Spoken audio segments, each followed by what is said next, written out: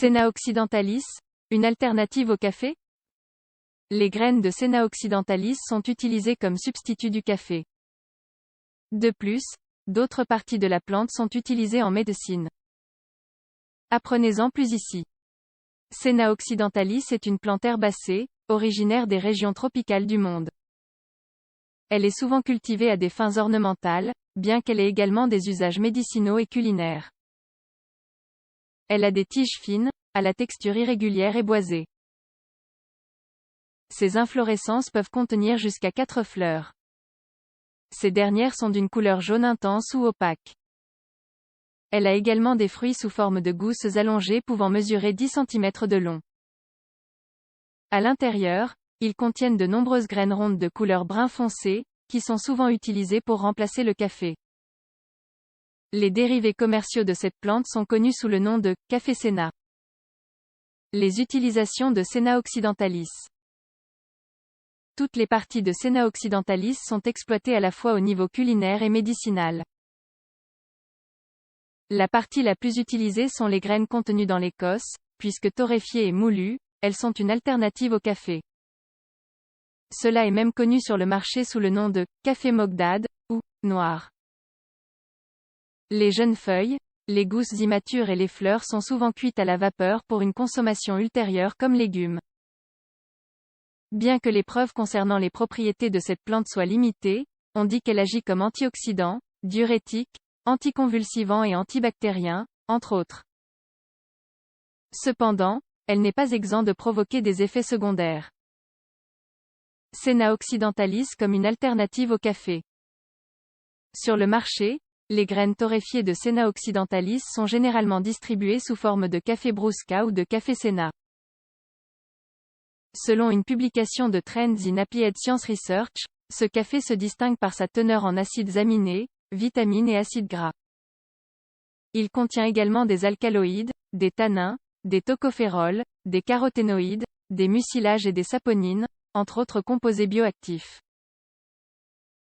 Une caractéristique remarquable est qu'il ne contient pas de caféine. De plus, il est généralement consommé à des fins médicinales. Selon l'encyclopédie pharmaceutique drugs.com, ses utilisations sont les suivantes. Laxatif naturel antibactérien et antifongique, maladie cardiaque, rhumatisme et goutte, hémorroïdes, diabète, morsure de serpent, convulsions, coqueluche, asthme et grippe, épisode de fièvre. Cette même source affirme que, bien qu'il existe des données cliniques soutenant ses propriétés laxatives, les preuves soutenant ses autres bienfaits sont insuffisantes.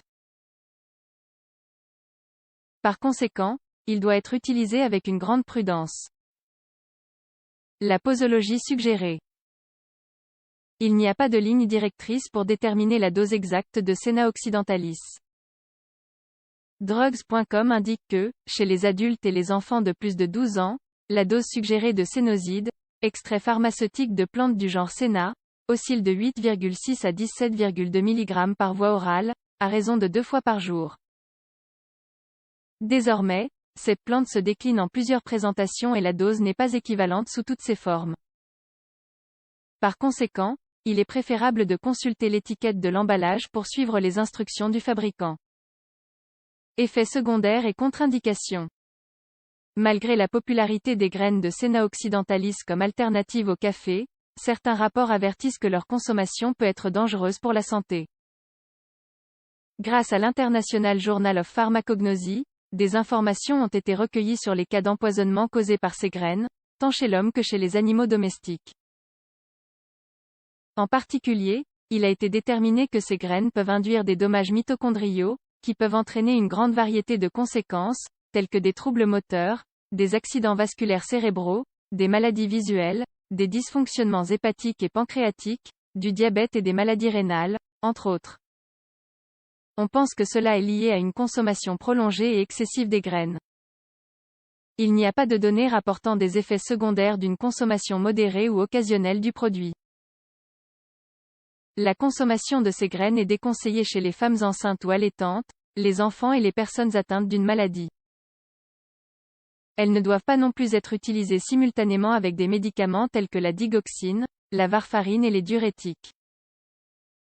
Que faut-il retenir ? Senna occidentalis est une plante avec une longue histoire en médecine naturelle et en cuisine.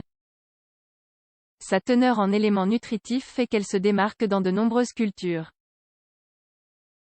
Cependant, on a récemment remarqué qu'elle contient également des composés qui peuvent être toxiques. Par conséquent, il faut en consommer de manière ponctuelle, modérée et, si possible, sous surveillance médicale. Le café de Senna, produit dérivé des graines de cette plante, est distribué en tant que substitut du café traditionnel. Il ne contient pas de caféine, et ses promoteurs soulignent qu'il apporte des bienfaits pour la santé. Cependant, les preuves de ses propriétés sont assez limitées et avec des résultats controversés. Par conséquent, son utilisation comme traitement de première intention n'est pas recommandée. Il est aussi à éviter en cas de maladie ou de conditions particulières.